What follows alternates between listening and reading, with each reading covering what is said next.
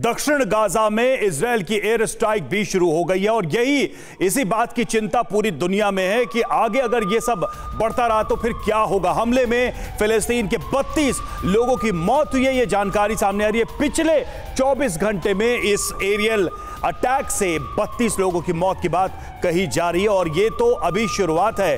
दक्षिणी गाजा में full fledge operation अगर शुरू होता है, एक पूरा ऑपरेशन शुरू होता है आईडीएफ का, तो ज्यादा बड़ा नुकसान हो सकता है। सवाल यही है कि हमास के जो लीडर्स हैं, लड़ाके हैं, अगर वो साउथ में वहां की पॉपुलेशन के साथ मिक्स है तो आखिर इजराइल कैसे इस ऑपरेशन को आगे बढ़ाएगा मिनिमम कैजुअलिटी के साथ। तो गाजा में युद्ध का दूसरा राउंड शुरू हो गया। उत्तरी गाजा के साथ साथ अब इजरायली सेना ने दक्षिणी गाजा में भी धावा बोल दिया है। दक्षिणी गाजा में 1 दर्जन शहरों में भीषण हमला करके हमास को न सिर्फ घेरने की बल्कि खत्म करने की रणनीति लागू कर दी गई है। क्या आप जिंदगी में घर खरीदने का हो या शादी का हो, आपको पता नहीं चल रहा ना, ज्यादा टेंशन मत लो, आपके हॉरोस्कोप में ना सब पता चल जाएगा। कुछ ज्यादा वेट मत करना, जाइए एस्ट्रोलैट आप डाउनलोड कीजिएगा और आपका पहला कॉल फ्री पाइएगा। कहता है कि जोड़ियां ऊपर वाला बनाता है, लेकिन शादी का योग आपको कब है ये जानने के लिए आपका कुंडली दिखाइए। आज ही एस्ट्रोलाइट ऐप डाउनलोड कीजिए, पहला कॉल मुफ्त पाइए। दक्षिणी गाजा के कई शहरों को आईडीएफ खाली करा रही है। रात भर इजरायली सेना ने दक्षिणी गाजा में जमकर तबाही मचाई है। हमास के ठिकानों पर भीषण बमबारी हुई है। दक्षिणी गाजा के ये 5 इलाके जो इस वक्त आपको रेड कलर में नजर आ रही है, वो इलाके हैं जहां पर आईडीएफ ने सबसे ज्यादा हमले किए। इजराइल का ऑपरेशन दक्षिणी गाजा वो इलाके कौन से आप जरा देखिए। खान यूनिस, अल करारा, बानी सुहेला, अबासान अल कबीरा, खुजा, ये वो इलाके हैं जहां पर इस वक्त सबसे ज्यादा विध्वंस देखने को मिल रहा है दक्षिणी गाजा में। और इजराइल के ऑपरेशन से गाजा के किसी एक हिस्से पर संकट नहीं है, बल्कि पूरे 23 लाख लोगों के लिए मुसीबत खड़ी हो गई है। गाजा के उत्तरी इलाके में जहां 43 दिनों से विध्वंस जारी है, वहां जंग से पहले 11 लाख लोग थे, जिसमें करीब 10 लाख लोग पलायन कर चुके हैं और अब सिर्फ 1 लाख लोग इस इलाके में मौजूद हैं। तो वहीं गाजा के जिस दक्षिणी इलाके में पहले 12 लाख लोग थे, वहां अब 22 लाख लोग हैं। जिस तरह से यह आंकड़ा डबल हुआ है, अब इजराइल दक्षिण गाजा में हमले कर रहा है।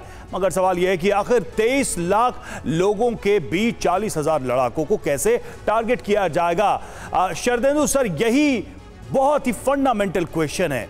23 लाख लोग, जिसमें कुछ हजार हमास के लड़ाके हैं, वो मिक्स्ड हैं, आइडेंटिफाई कैसे करेंगे, ऑपरेशन कैसे आगे बढ़ाएंगे। और ऐसे में दुनिया भर में एग्जाम्पल हैं कि ऐसे ऑपरेशंस अगर आगे बढ़ाए जाते हैं तो कोलैटरल डैमेज बहुत ज्यादा होता है। देखिए, इस तरीके के ऑपरेशन में इजराइल का मकसद बिल्कुल क्लियर है। वो हमास को चुन चुन के मारने के इरादे से उन सबको पहले नॉर्थ गाजा सिटी से निकाल के उसने एक जगह एकत्रित किया साउथ गाजा में, और जिससे कि उसके ऑपरेशन नॉर्थ गाजा और गाजा सिटी में सक्सेसफुल रहे और आज की डेट में करीब करीब 80% उन्होंने उसके ऊपर कब्जा कर रखा और पूरी तरीके से डोमिनेशन में है।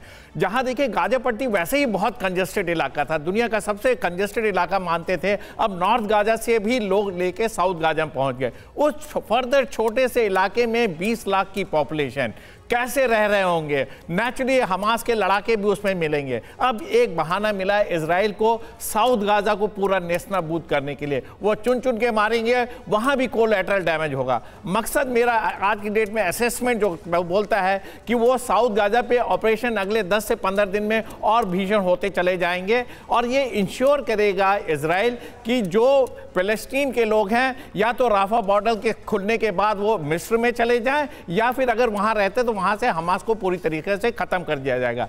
लेकिन इसमें कोलैटरल डैमेज बहुत होने जा रहा है, बहुत बड़ी त्रासदी होने जा रही है। कितनी विपत्तियों का सामना करना पड़ेगा, कितनी स्ट्राइक होंगे, कितने कैजुअलिटी होंगे, इसका आप अंदाजा लगा सकते हैं। ये स्थिति अच्छी नहीं है। एक प्रेशर इजराइल बिल्ड कर रहा है और साथ में देखिए इजराइल के ऊपर भी कई तरीके के प्रेशर काम कर रहे हैं। एक तो उसकी वॉर कैबिनेट है, उनको उनके मिनिस्टर डिफरेंट तरीके के स्टेटमेंट देते हैं, उसको हैंडल करना है। बंधकों का प्रेशर है, अपने डोमेस्टिक प्रेशर है जहां प्रोटेस्ट हो रहे हैं, वर्ल्ड में प्रोटेस्ट चल रहे हैं, और साथ में वेस्ट को भी उसने बैलेंस करना है, और साथ में जो नेतन्याहू बिल्कुल प्रॉमिस किया है। और ऐसा लगता है कि इस दबाव का असर अरब वर्ल्ड पे भी पड़ेगा, ईरान पे भी पड़ेगा। शायद उनको लगे कि हमास को बैकअप करना अब बंद कर देना चाहिए, नहीं तो विनाश बहुत ज्यादा होगा।